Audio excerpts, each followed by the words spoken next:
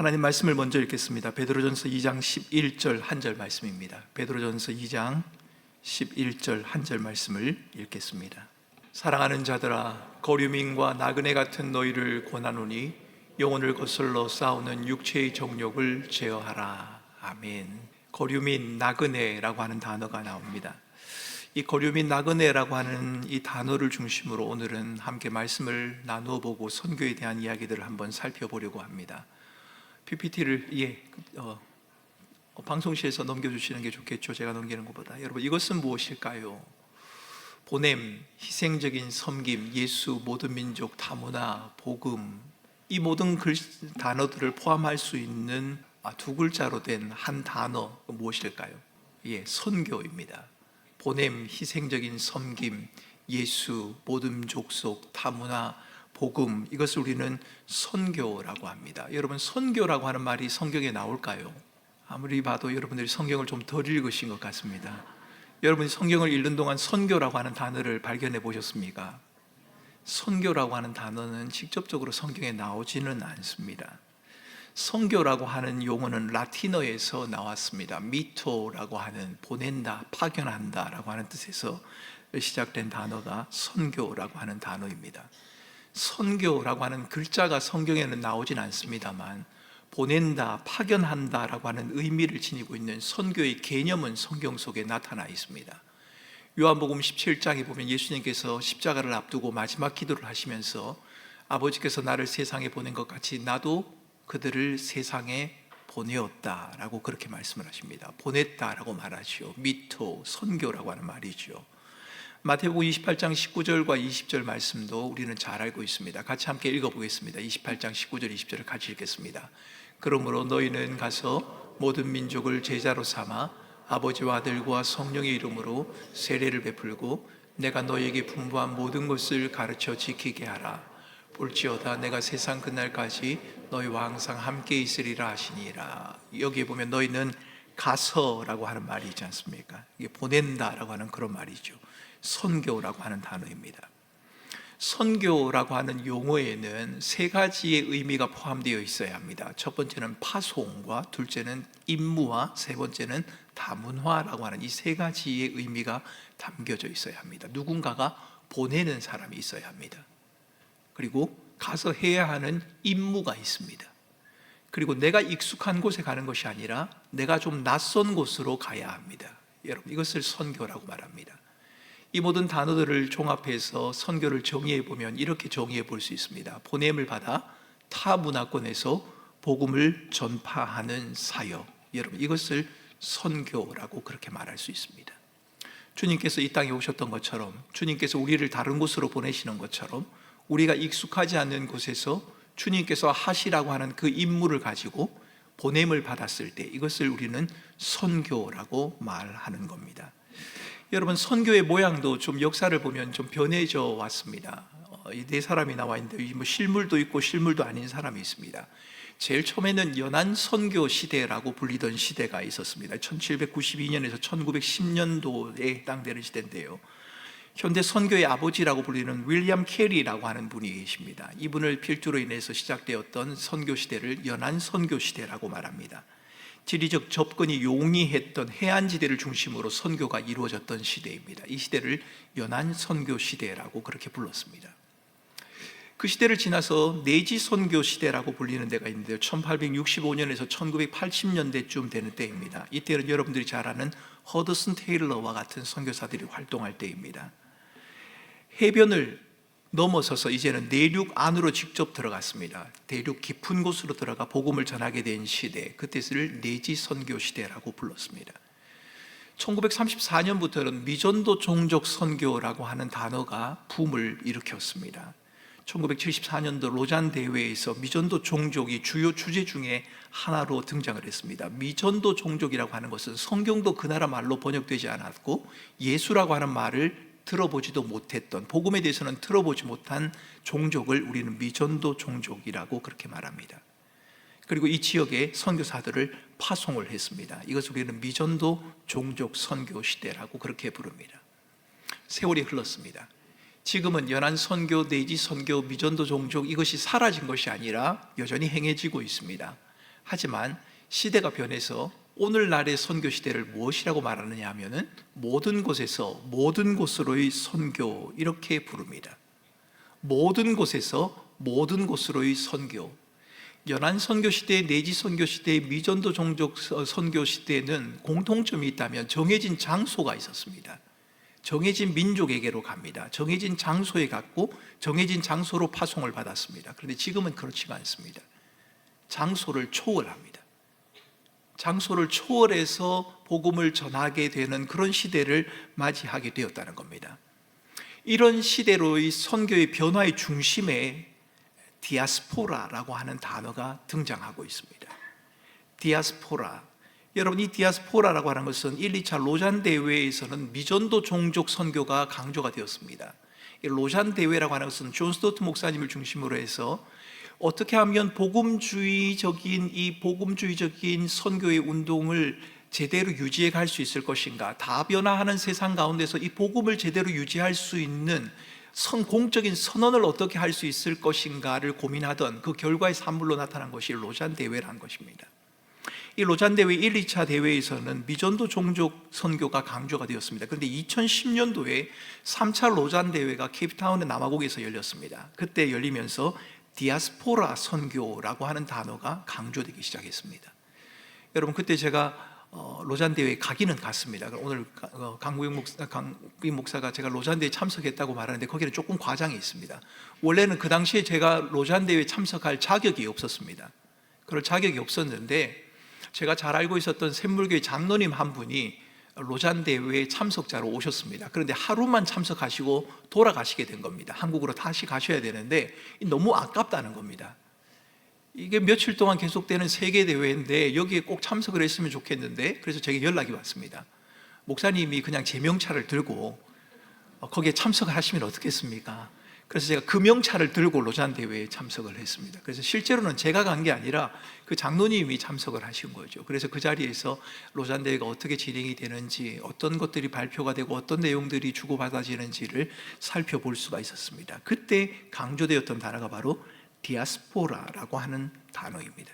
쓰나미나 홍수, 태풍 같은 자연재해, 생태계 파괴, 경제적인 혹은 교육적인 필요와 기회를 얻기 위해서 사람들이 많이 이동을 하기 시작하지 않았습니까? 아프리카 내에서도 이동을 했고요, 아프리카 사람들이 유럽으로도 이동을 했고 곳곳으로 이동을 다 했습니다. 그와 함께 등장한 단어가 바로 디아스포라라고 하는 단어입니다.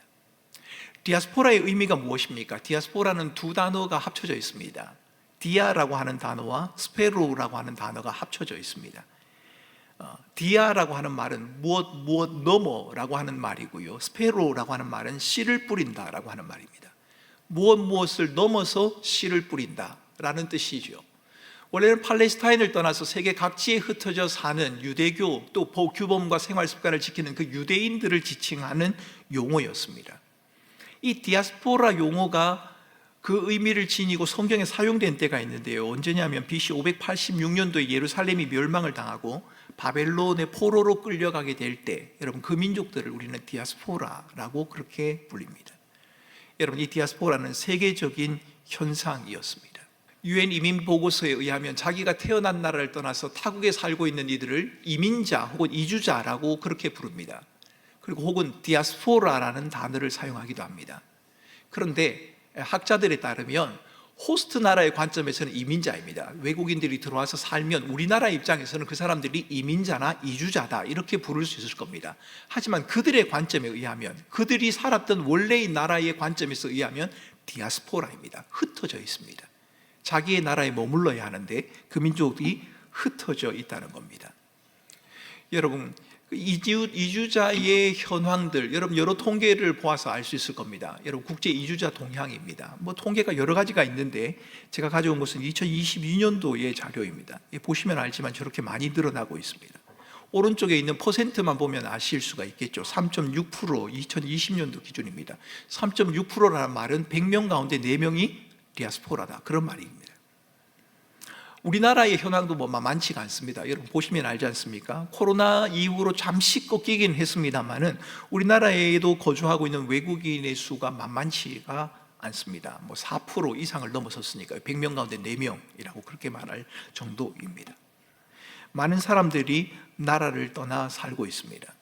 여러분, 전 세계에는 화교들이 약 5천만 명이 흩어져 있다고 말합니다. 인도계 디아스포라 사람들은 약 3천만 명이 된다 그러죠. 필리핀계 디아스포라는 700만이랍니다. 일본계 디아스포라는 300만 명 정도 된다고 이야기하고요. 우리가 잘 알고 있는 유대인들 같은 경우에는 유대인 전체의 3분의 2에 해당되는 약 1600만 명이 디아스포라로 흩어져서 살고 있답니다. 여러분, 디아스포라 행정자치부가 발표했던 2015년도입니다. 오래전 기준이지 않습니까? 그때 대략 약 750만 명 정도가 우리나라 사람들이 외국으로 떠났답니다. 외국의 디아스포라로 살고 있는 거죠. 그 당시에 외국인이 거주자가 174만 명, 지금은 훨씬 더 많을 겁니다. 이렇게 많은 디아스포라들이 등장을 하고 있습니다. 디아스포라가 그러면 세계적인 현상으로만 나타나 있고 성경에는 나타나 있지 않느냐? 그렇지 않습니다. 성경에도 보면 디아스포라가 현상들이 나타나고 있습니다. 아브라함, 잘 아시는 여러분, 아브라함 떠났지 않습니까? 디아스포라로 살았죠. 요셉은요, 애굽의 노예로 팔려갔지 않습니까? 디아스포라죠. 야곱의 권속인 70인도 애굽으로 옮겨졌습니다. 그리고 살다가 출애굽하게 되었지요. 북왕국 이스라엘이 아수르에 의해서 멸망되고 난 다음에 사마리아 사람들이 아수르로 강제로 이주하게 되었습니다. 역시 디아스포라입니다. 남왕국이 바벨론에 의해서 멸망되자 다니엘, 사드락, 메삭, 아벳느고, 그 외에 선지자인 예레미야, 에스겔, 학사, 에스라, 느헤미야, 모르드게, 에스드 모두가 다 나라를 떠나서 흩어져 살았던 사람들입니다. 여러분, 예수님은 어땠을까요? 다음 TV 들어오시면 예수님도 마찬가지입니다. 예수님도 잠시 디아스포라로 사신 적이 있습니다. 유아기에 그 가족을 따라서 애굽으로 피난 간 적이 있지 않습니까? 남자아이들을 다 죽이라고 하는 그 명령을 피해서 잠시 떠난 적이 있습니다. 안디옥 교회는 어떨까요? 조금 이따가 다시 또 살펴보겠습니다만, 안디옥 교회도 초대 세계 선교의 중심이었지만 이 안디옥 교회의 주 멤버는 이민자들이었습니다. 디아스포라였다는 말입니다. 여러분, 성경에 나타나는 교회는 두 교회를 대표적인 교회로 말할 수 있습니다. 특별히 사도행전에 나타나는 예루살렘 교회와 안디옥 교회입니다. 그런데 이 예루살렘 교회와 안디옥 교회는 같지 않습니다. 교회라고 하는 이름은 같은데요, 이 두 교회가 가지고 있는 환경이나 상황이나 구성원에 있어서는 차이가 납니다. 특별히 여러분, 종종 문화에서 보면 예루살렘 교회는 단일 민족이고 단일 문화입니다. 그런데 안디옥 교회는 다민족이고 다문화입니다. 사도행전 1장에서 9장까지는 예루살렘 교회를 중심으로 쓰여지고 있고요, 13장부터 28장에는 주로 안디옥 교회의 이야기가 등장하고 있습니다. 두 교회가 분명한 차이가 납니다. 사도행전 9장까지는 모든 스포트라이트가 예루살렘 교회를 향합니다. 그런데 이제 그 교회가 점점 유대에만 머물지 않고 사마리아와 땅끝까지 이르러라는 주의 말씀을 따라서 세계 곳곳으로 다문화로, 여러 문화로 번져가는 것을 우리는 보게 됩니다. 사도행전 주역에 나타나고 있는 선교의 주역이었던 바나바, 바울, 누가, 마가, 요한, 디모데, 브리스길라, 아굴라, 루디아, 아볼로 모두 다 고향을 떠난, 자기들이 살고 있는 나라를 떠난 디아스포라들이었다는 겁니다. 여러분, 교회사 속에서도 찾아볼 수 있습니다. 우리 다음 PPT 한번 보여주시겠습니까? 교회사 속에도 보면 모라비안과 위그노 난민이라는 사람들이 있습니다. 여러분, 이 모라비안이라고 하는 사람들은 18세기의 보헤미아 개신교 신도들입니다. 보헤미아라고 말하면 오늘날의 체코를 말합니다. 그 지역에 있었던 개신교도들이었습니다. 이 개신교인들이 캐톨릭으로부터 핍박을 받습니다. 그리고 이 사람들이 흩어졌습니다. 진젠도르프라고 하는 그 당시에 영주가 있었는데 그 영주의 보호 아래 이들이 머물러 있었습니다만, 처음에는 피신하기 위해서 그곳에 머물렀지만 이 모라비안 사람들을 중심으로 인해서 서인도 제도와 그린란드, 아프리카, 중국, 페르시아, 자메이카 등의 선교사인 226명이 파송을 받습니다. 흩어진 이들이, 위험을 피해서 흩어졌던 이들이 복음을 전하는 중추적인 역할을 감당했다는 겁니다. 위그노 난민도 마찬가지입니다. 여러분, 제가 남아공에 있을 때 참 아름다운 도시를 방문한 적이 있습니다. 그 도시 이름은 프렌슈크이라고 하는 조그마한 동네인데요, 아주 아름다운 동네입니다. 그 동네에 누군가가 소개를 해서 그 소개를 받은 다음에 그 동네를 저희 가족과 함께 방문을 한 적이 있습니다. 그런데 그 동네에는 누가 있느냐 하면 바로 위그노 난민들이 있습니다. 프랑스 개신교인들이죠. 그 당시 프랑스에서 캐톨릭이 개신교인들을 박해하게 될 때 이 사람들이 다 곳곳으로 흩어져 버렸습니다. 네덜란드, 독일, 잉글랜드, 스위스, 웨일스, 스코틀랜드 곳곳으로 다 흩어졌습니다. 그 중에 한 곳이 남아공에 있는 프렌슈크이라고 하는 동네입니다. 그 동네에 그 사람들이 정착을 한 겁니다.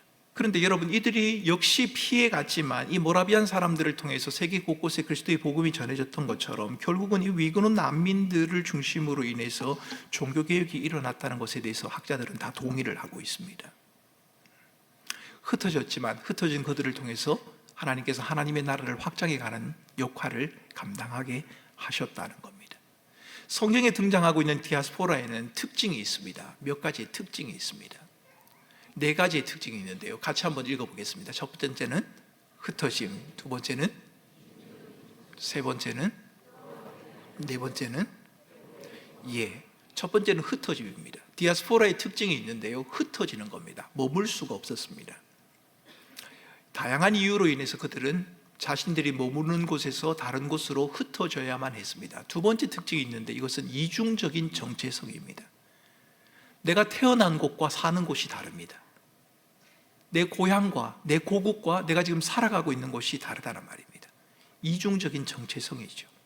내가 익숙해왔던 것을 떠나서 익숙하지 않는 곳에서 살아야 하기 때문입니다. 세 번째는요, 돌아옴에 대한 약속이 있습니다. 회복에 대한 소망, 이것은 같은 맥락이라고 말할 수 있습니다. 여러분, 이것을 보면 뭔가 좀 비슷하다는 생각 들지 않으십니까?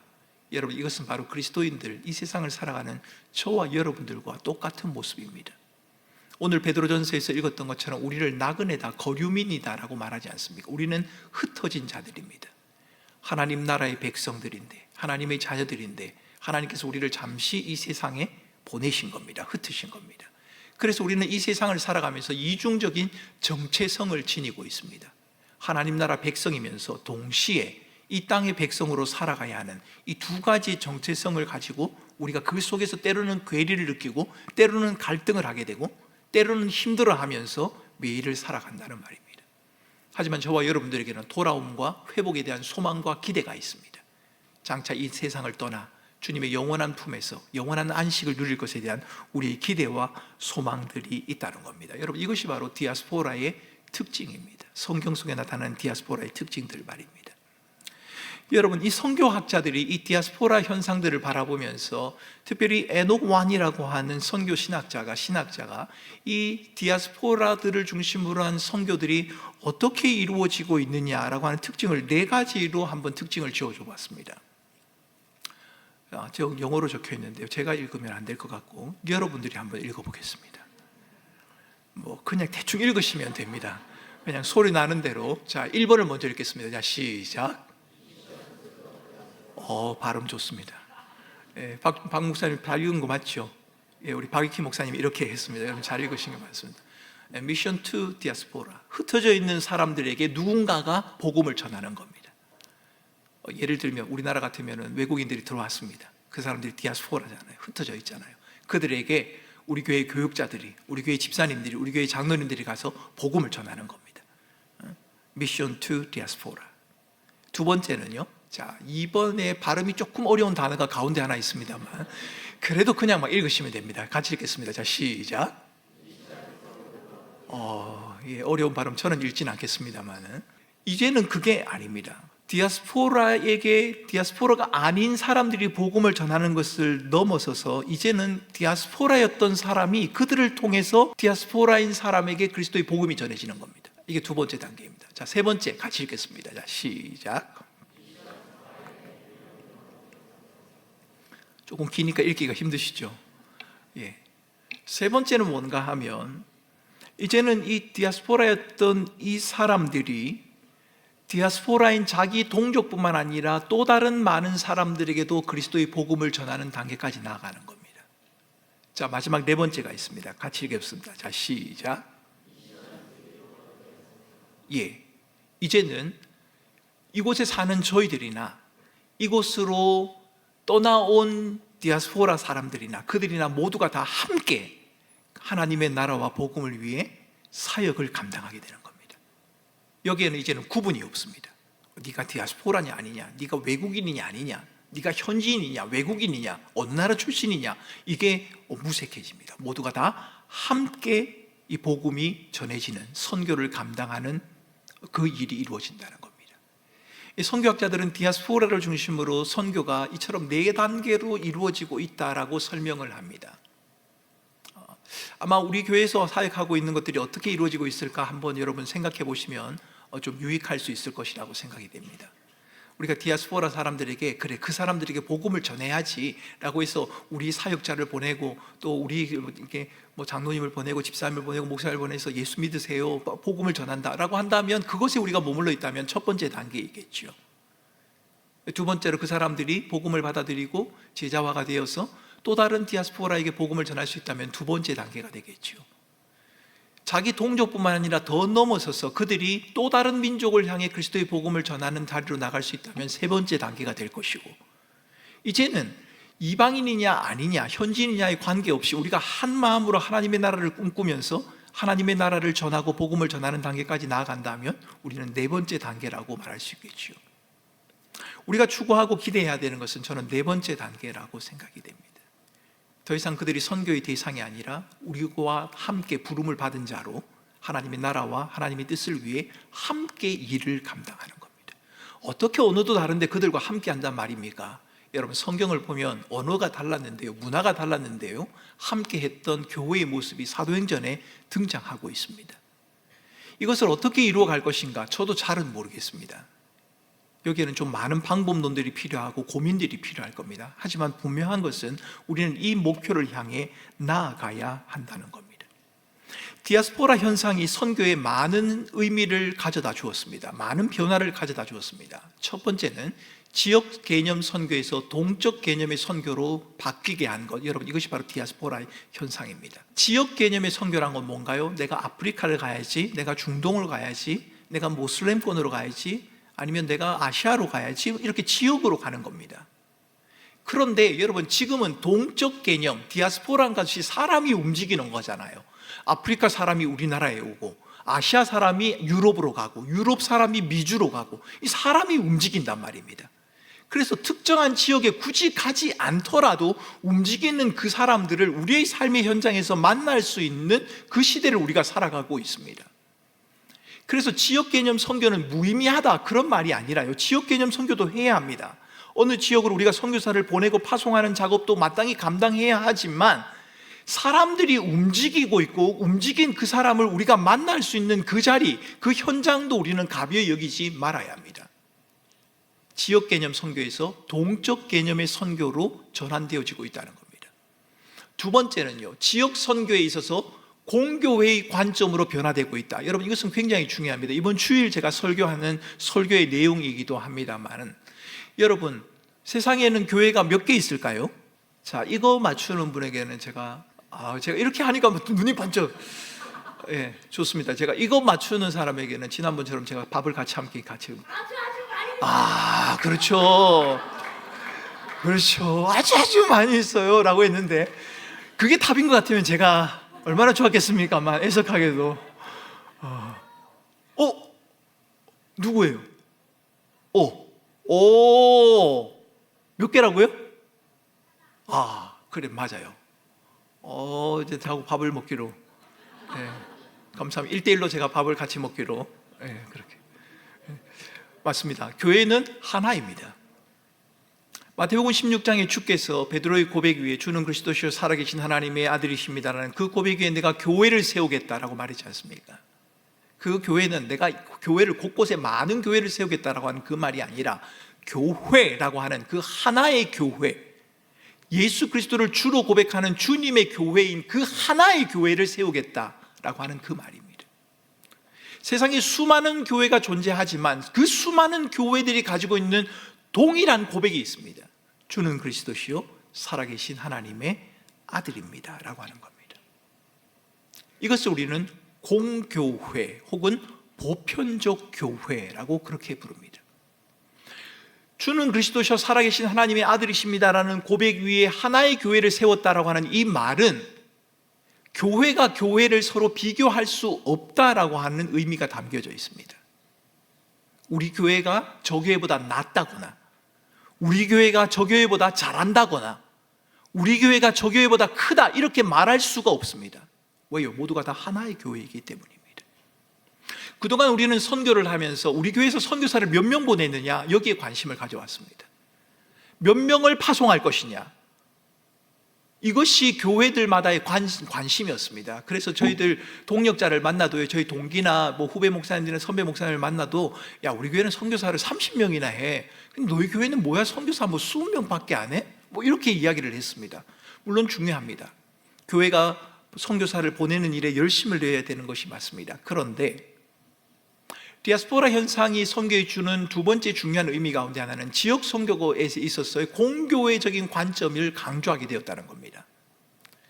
나 혼자, 우리 교회 혼자 몇 명을 보냈느냐, 이것이 중요한 것이 아니라 주는 그리스도시요 살아계신 하나님의 아들입니다라고 하는 그 고백을 바르게 할 수 있는, 그 고백을 하는 그 교회를 이루기 위해서 모든 교회가 함께 할 수 있는, 협력할 수 있는 교회가 있다면 모두가 다 함께 그 일을 해나가야 한다는 겁니다. 이게 바로 공교회의 개념입니다. 왜요? 동적인 움직임이 있으니까요. 우리 교인이 미국으로 가기도 하고요, 미국에 있던 교인이 우리 교회에 오기도 하고요, 우리 교인이 남아공 아프리카로 가기도 하고요, 아프리카 교인이 유럽으로 가기도 하고요. 그걸 한 교회가 도대체 어떻게 다 감당한단 말입니까? 그럴 수 없단 말입니다. 곳곳에 흩어진 모든 교회가 공교회다, 하나의 교회다라고 하는 고백 위에서 함께 그 일을 감당해 가야 한다는 겁니다. 세 번째, 3번 읽어보겠습니다. 같이 자, 시작. 예, 내년에는 제가 저희 교회에서 이 용어를 좀 바꿔보고 싶다라고 하는 생각이 좀 강합니다. 여러분, 왜 이렇게 북한에서 넘어온 세터민 사역을 하는 것을 우리는 특수선교라고 불러야 할까요? 왜 다문화 사역을 우리는 특수선교라고 불러야 합니까? 그러면 그것이 특수면 누구는 비특수가 있다는 말입니까? 여러분, 그것을 우리가 특수라고 부르는 그 말 속에는 우리가 어떤 마음이 있느냐 하면 우리와는 뭔가 좀 다르다라고 하는 의미가 숨겨져 있습니다. 그런데 그렇지 않습니다. 다르지 않습니다. 우리를 지으신 하나님이라고 하는 창조주 하나님의 관점에서도 그러하고, 주는 그리스도시요 살아계신 하나님의 아들이라고 하는 신앙의 고백의 측면에서 봐서도 그러하고, 어떤 면에서 보아서도 서로가 다르다, 특별하다 이렇게 말할 수가 없습니다. 그래서 특수 선교의 관점이 아닌 일반 선교, 이 말도 좀 적절한 말은 아닙니다만 우리가 일반적으로 복음을 전하고 우리가 서로 함께하는 그 관점으로 이해할 필요가 있습니다. 자꾸만 교회 안에 무엇인가가 특별한 영역으로 남는 것은 별로 바람직한 현상은 아닙니다. 교회 안에 있는 모든 부서는 특별하지 않습니다. 그렇게 특별하다고 말한다면 영화부도 특별하고 유년부도 특별하고 초등부도 특별하고 다 특별부서입니다. 그런데 그렇지가 않습니다. 왜냐하면 우리를 부르신 하나님, 그분 앞에서의 그 부르심에는 특별함이 없기 때문입니다.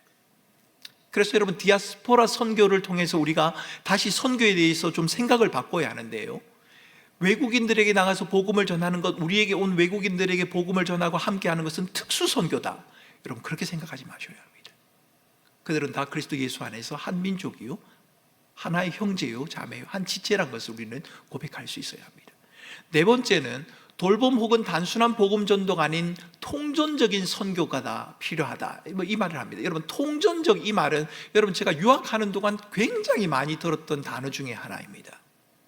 통전적이라고 하는 말은 쉽게 말하면 어느 한 부분만 가지고 말하는 것이 아니라 전체를 두고 말하라라고 하는 겁니다. 여러분, 사실 선교지에 가면 이런 논쟁이 있어 왔습니다. 제가 남아공에서 선교를 하는데요, 어떤 선교사님들은 이렇게 말을 했습니다. 이 남아공 선교지에서는 다음 세대의 목회자를 양육해야 된다, 지도자를 양육해야 된다, 복음을 바르게 가르치는 지도자를 양육해야 된다라고 주장을 하면서 이제 신학교를 세웠습니다. 그리고 그분들에게 신학 교육을 합니다.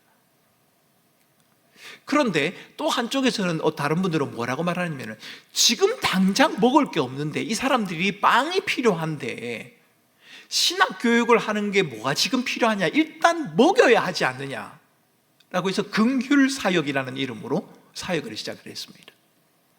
그런데 문제는 뭔가 하면 두 사역 다 필요합니다. 그런데 이 두 사역 사이에 긴장과 갈등이 있다는 겁니다.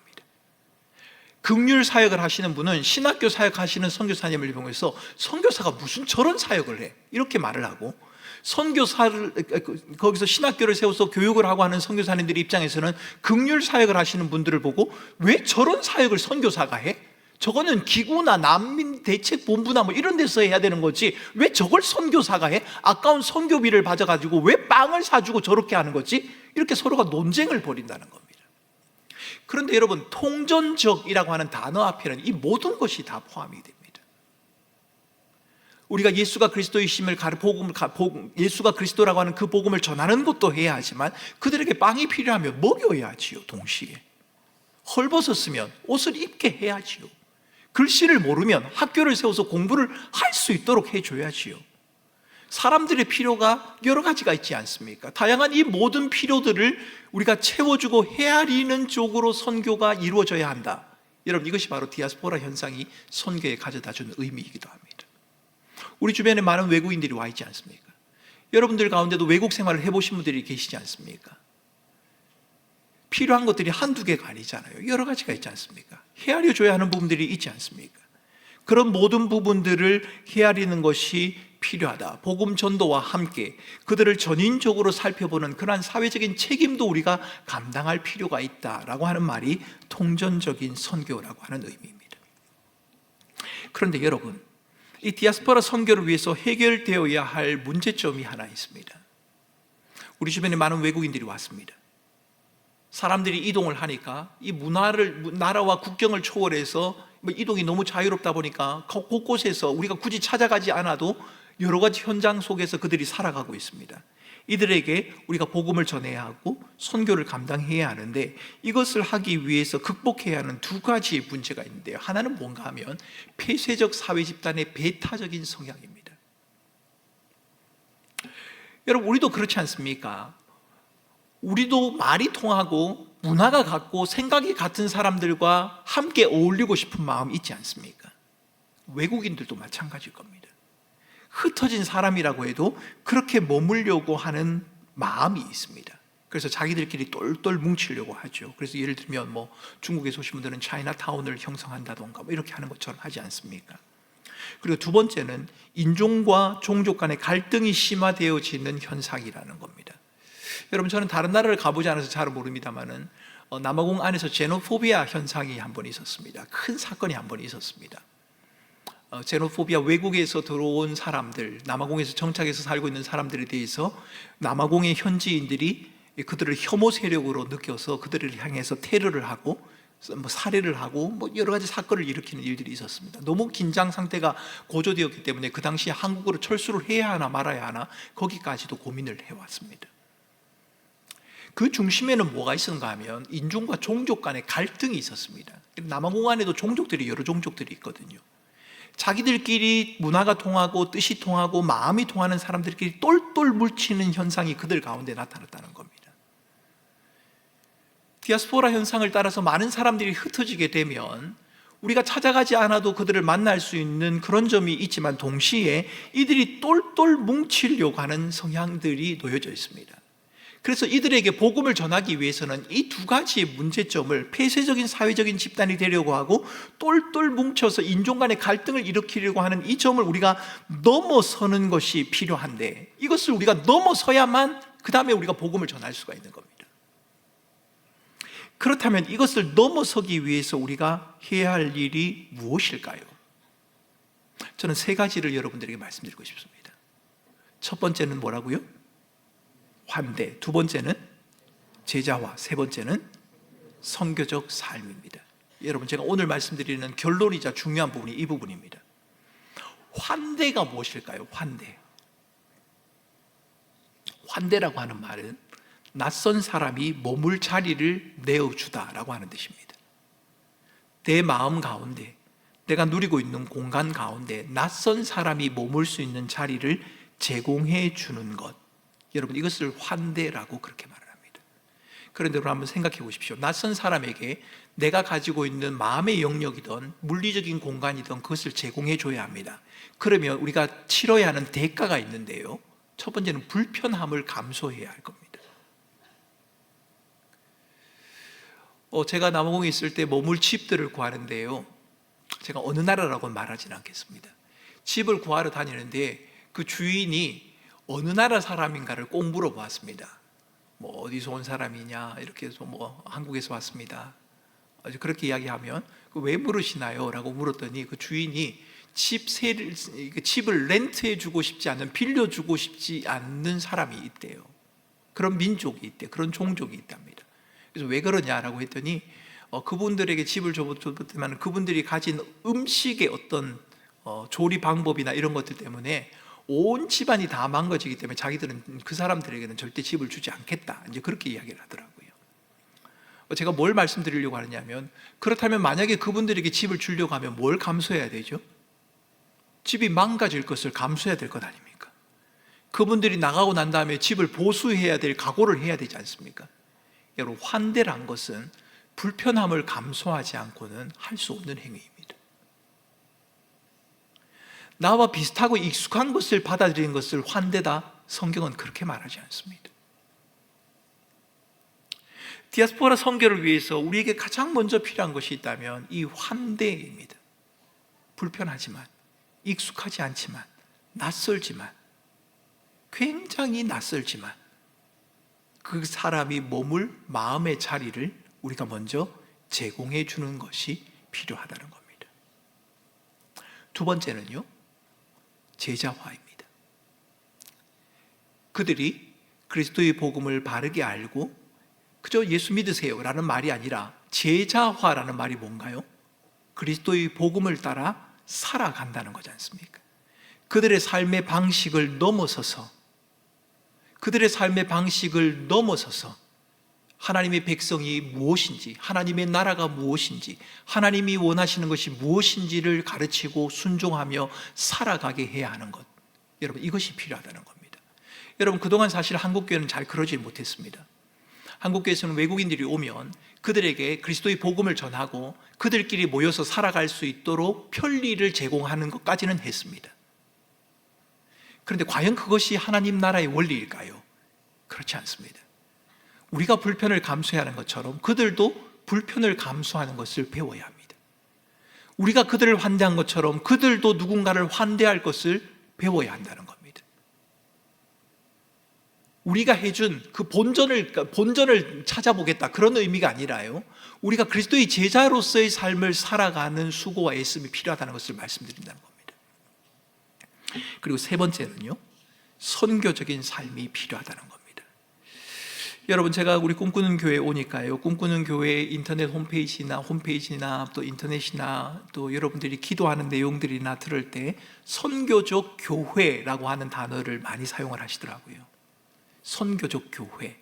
여러분 관심 있으시면 혹시 인터넷에서 꿈꾸는 교회, 선교적 교회 이렇게 찾아보시면 꿈꾸는 교회에 대한 설명이 선교적인 교회로 많이 나타나고 있습니다. 여러분, 이 부분도 제가 주일에 좀 설교를 하면서 말씀을 드리려고 하는데요, 선교적 교회라고 하는 그 말은 요약을 해보면 선교를 하는 교회라는 말이 아니라 교회 자체가 하나님께서 이 세상에 보내신 목적과 뜻이 있다라고 하는 그 의미가 선교적 교회입니다. 하나님께서 저와 여러분들을 이 세상에 보내셔서 선교라고 하는 한 활동을 하라, 그것이 아니라 하나님께서 우리를 이 땅에 보내신 것처럼 우리도 세상에 나가 하나님께서 우리에게 보여주신 사랑과 은혜와 긍휼과 자비와 복음을 세상에 나타낸다는 것, 여러분, 이것을 선교적인 교회 혹은 선교적 삶이라고 그렇게 말을 합니다. 디아스포라 외국인들뿐만 아니라 우리 모든 사람들에게 이 선교적인 삶은 필요합니다.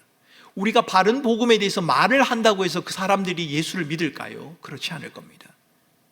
우리는 말로 사람을 설득하려고 하지만 세상 사람들은 말로 설득을 당하는 것이 아니라 저와 여러분들의 삶을 통해 설득당한다는 것을 여러분 꼭 기억을 하셔야 합니다.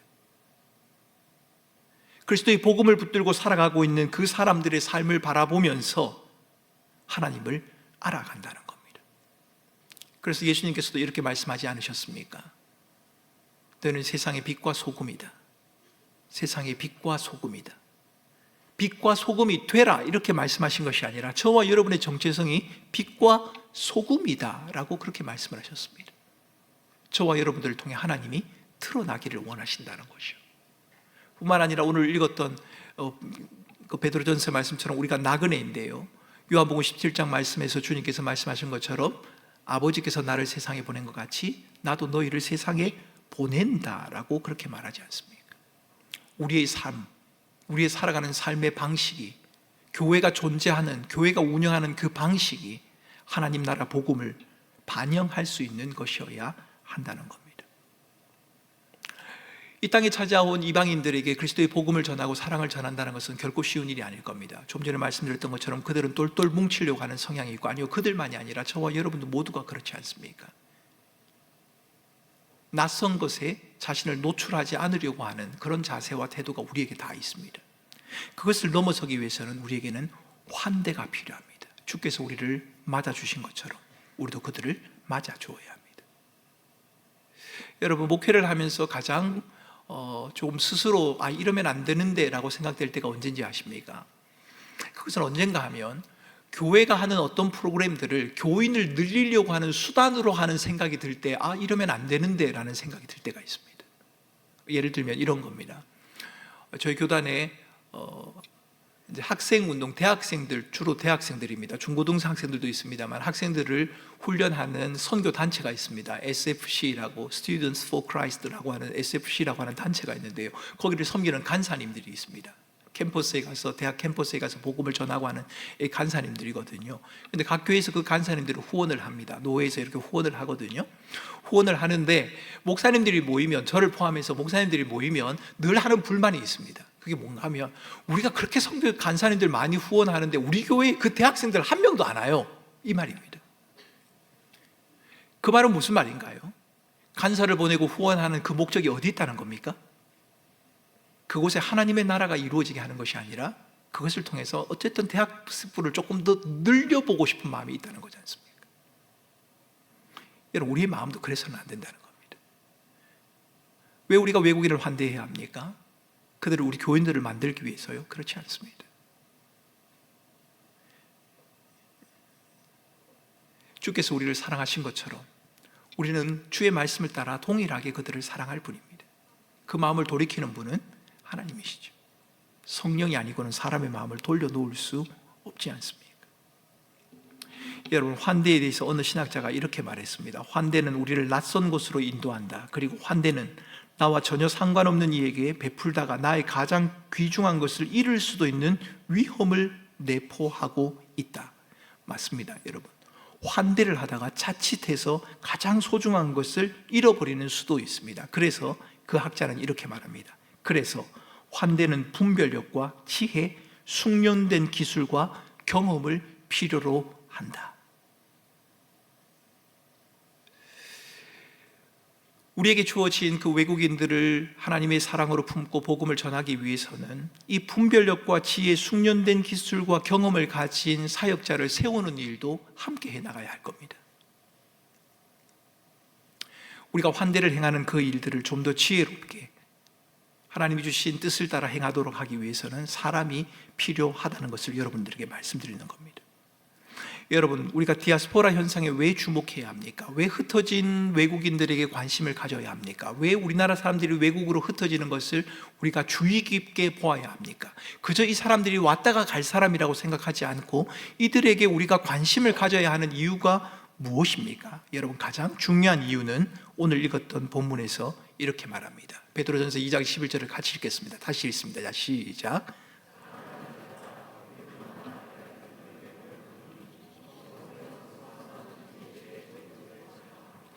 거류민과 나그네 같은 너희를 권하노니 영혼을 거슬러 싸우는 육체의 정욕을 제어하라. 여러분, 디아스포라 현상에 우리가 주목해야 하는 가장 중요한 이유 중에 하나는 저와 여러분이 디아스포라이기 때문입니다. 저와 여러분이 나그네이기 때문입니다. 우리는 이 세상을 나그네로 살아가지 않습니까? 나그네로 살아가는 연수만 다를 뿐입니다. 어떤 사람은 그 나그네의 걸음을 좀 길게 걸어갈 것이고 어떤 사람은 그 나그네의 걸음을 짧게 걸어갈 것입니다. 나그네에게 있어서 중요한 것은 내가 얼마나 많은 걸음을 걸었느냐, 이것이 중요한 것이 아니라요, 나그네에게 있어서 가장 중요한 것은 내가 가야 할 곳을 바르게 가고 있느냐 하는 것이 중요하다는 겁니다. 가야 할 곳을 바르게 가도록 해야 하는 그 일을 우리가 감당해야 하는데, 왜 그 일을 우리가 감당해야 합니까? 저와 여러분들이 바로 나그네이기 때문입니다. 그래서 여러분, 혹 여러분 주변에 나와 있는 다문화 분들, 외국인들 보면 이상하게 생각하지 마셔야 합니다.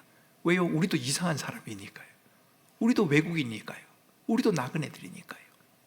그래서 베드로 기자는 말하지 않습니까? 우리는 육체의 정욕을 제어하라. 육체의 정욕을 저는 두 가지로 정의하고 싶습니다. 하나는 이방을 따라 살아가고 싶은 마음, 두 번째는 자신에게 머물고 싶은 마음. 이것이 우리의 정욕이라고 저는 말하고 싶습니다. 내게 머물고 싶습니다. 낯선 것에는 별로 관여를 안 하고 싶습니다. 반대로 이방의 것이 너무 좋습니다. 그래서 그것을 따라 살아가고 싶습니다. 그 마음들을 제어하면서 우리는 디아스포라인 우리 자신들, 우리가 나그네라고 하는 사실들을 기억하면서 이 디아스포라, 흩어져 있는 이 이방인들, 이들의 삶에 대해서 우리는 관심을 가져야 한다는 겁니다. 이 디아스포라에게 다가가기 위해서 우리 교회가 이런 일들을 해볼 수 있을 겁니다. 마지막 이 말씀을 드리고 함께 기도하는 시간을 가져보려고 합니다. 마지막 PPT 한번 돌려주시겠습니까? 예, 한번 넘겨주십시오. 자, 꿈꾸는 교회의 선교는 이라고 되어 있습니다.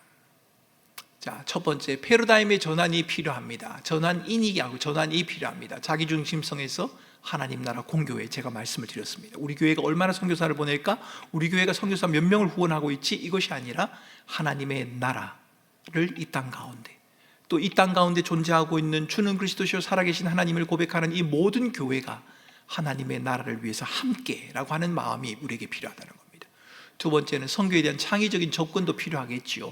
파송하는 선교사는 파송해야 합니다. 그런데 파송하는 것에만 그치지 않고 그 파송한 선교사가, 받은 선교사가 실제적인 사역을 할 수 있도록 교회가 도와야 할 겁니다.